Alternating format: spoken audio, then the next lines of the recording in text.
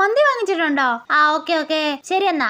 ആരാടി വിളിച്ചേ? അതെന്റെ ചേട്ടനാടി. വീട്ടിൽ മന്തി വാങ്ങിയിട്ടുണ്ടെന്ന് പറയാൻ വിളിച്ചതാ. ആണോ? നിനക്ക് ചേട്ടനൊക്കെ ഉള്ളോണ്ട് വീട്ടിൽ അടിപൊളിയായിരിക്കും അല്ലേടി? പിന്നെ അല്ലാണ്ട് നല്ല വൈബല്ലേ. ആണല്ലേ? ടൗണിൽ നമ്മൾ സ്ഥിരം പോകുന്ന ബ്യൂട്ടി പാർലർ അല്ലേ. എന്നാ പിന്നെ ഞാൻ കോളേജിൽ നിന്ന് ഇറങ്ങിയിട്ട് നേരെ അങ്ങോട്ട് വരാം.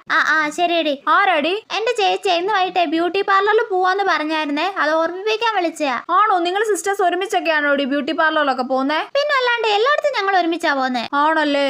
എല്ലാവർക്കും ചേച്ചി അനിയനും ചേട്ടനും അനിയത്തിയും ഒക്കെ ഉണ്ട്. എനിക്ക് മാത്രം സിബ്ലിങ്സ് ആരുമില്ല.